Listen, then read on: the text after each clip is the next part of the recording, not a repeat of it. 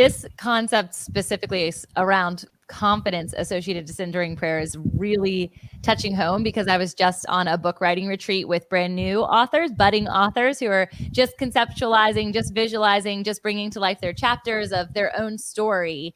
And confidence is a massive conversation associated to that, of like, there's a shame element associated to maybe sharing elements of your story or traumas associated to your past. There's also what if nobody reads it, and all the circling things that happen to us when we're going to put something out in public. Even speaking, as you're talking to, or coaching for sure, is a viable and vulnerable space that everyone can step into in some way, shape, or form. But there's that confidence piece. I think about cultivating anything as far as a leadership realm goes in silence, because I did like leadership workshops when I was younger.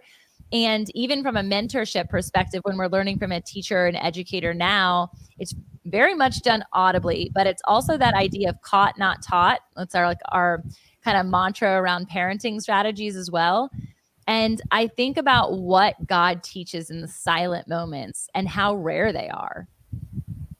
No, and what I think of centering prayer as a reverse prayer, that God is praying in me during this time. So when you're sitting in silence, you're not receiving it. Even if you receive a revelation, we let go of it, because it may not really be God. It may be what we want it to be God. So in centering prayer, we actually let go of all thoughts and emotions, no matter what happens. So even if Jesus seems to appear in your centering prayer time, you let it go. You have an inner nudge to do something, you let it go. If it's that important outside of your centering prayer, God will make sure the inner nudge is there. So that's what I've noticed with centering prayers. I just continuously return to God and let go of whatever happens. And outside of centering prayer, that's where, when I have these inner nudges, I write them down so I don't lose them. And I have, I guess, I have I'll call it my future self barometer of how do I know these are. I'm a big believer in affirmation, so I'll write down goals in all areas of my life, whether it's personal, career, family, health, finances, etc. I'll jot down a single sentence statement, and then how I know they're a future self that God wants me to do and be is, if there's an inner peace and calm about it, there's an excitement about it, it doesn't harm me, it doesn't harm others, and it, even if it pushes me out of my comfort zone, and God wants me to move out of my comfort zone, if it hits all of those, I continue doing it. If suddenly one day one of them, it doesn't quite seem right, I may slow down and take another look at it. But that's worked for me since I've been practicing centering prayer. So I use it as my barometer of, this is an affirmation and this is a goal that God wants me to continue pursuing. I think there's the piece of writing it down, because that's what my literal next concept was thinking, like, well, gosh, it kind of feels like you're in a bit of a dream state, like you'd be in a dream state as you're receiving. Because when you're in a dream and you can like see what's happening and you feel like you're watching the movie, but you're inside of the movie. And so I feel like if God was just speaking over me, I would want to just like, one, stay there for probably longer than I would recognize, but simultaneous to that, I'd want to capture it. And so are there ever times where the capturing is just kind of the essence, it becomes the new essence of who you are as you walk into that next moment, not in centering prayer? Or do you tend to write it all down, journal it out? Journaling and centering prayer go hand in hand. If I had read about the power of journaling, and I never did it, and it wasn't, I'm embarrassed to say, I'll just say it, I really didn't start journaling until about May of this year. Oh, wow. Okay. I had heard how powerful it was, and man, it is powerful. So combining centering prayer with journaling has been very powerful, because the inner nudges that I receive during centering prayer, I then, outside of centering prayer, I begin writing. So every morning I write. I'll write and then go into my centering prayer sits, but I'm writing, and sometimes I write at night too. I'll either write at night and in the morning, but often before centering prayer sits. And anything that I feel that needs to be said is said, whether I'm venting or complaining or setting goals or lamenting to God and maybe having a pity party for myself. So anything goes, and it could be a short phrase, it could be a single word, it could be a sentence, it could be a paragraph. I just let whatever feels that it should be.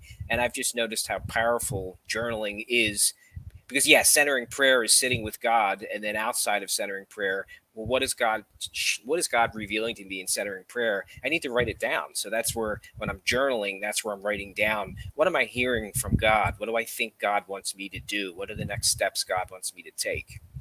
So in your book, Sitting with God, are you talking through revelations or is it more of a how to? Tell us a bit about that. It's a little bit of both. So the book itself shares what is centering prayer for new people and how to do it. It talks about how to go deeper in your existing practice if we're an existing practitioner. It also talks about your true self and who is this person, and that centering prayer connects you to your true self, the person God wants you to be. Because if you think about it, during centering prayer, you're letting go, and you take the letting go attitude or posture with you outside of your centering prayer sit. So you let go of who you are not and become who you are.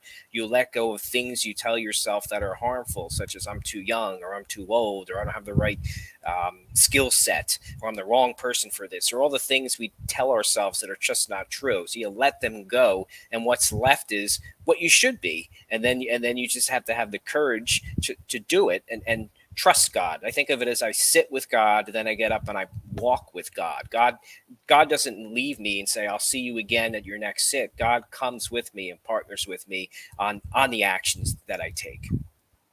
I just think of ego, the element of that. And if people haven't done a lot of ego work or emotional intelligence work, I feel because we're so, and I want to say this kindly, but I think it's true, we're pretty self centered in the way that we exist, in the way that society emulates how we should exist, and in comparison and in success, and really a lot of areas of life. And so to get into this space and really let that ego go and focus in on what he says over us, which is the truth of our identity, it I feel like would can like really, really change a lot of people, especially those who are egocentric or narcissistic, if they had that time to be able to get rid of that and really just be loved. Because isn't that at the root what everybody wants, is just be seen, known, and loved? Right, and that's really what centering prayer is. It's just sitting with God, being loved by God, being healed by God, and then listening to the inner nudges from God, and getting your ego out of the way, and instead of doing what you think you should do,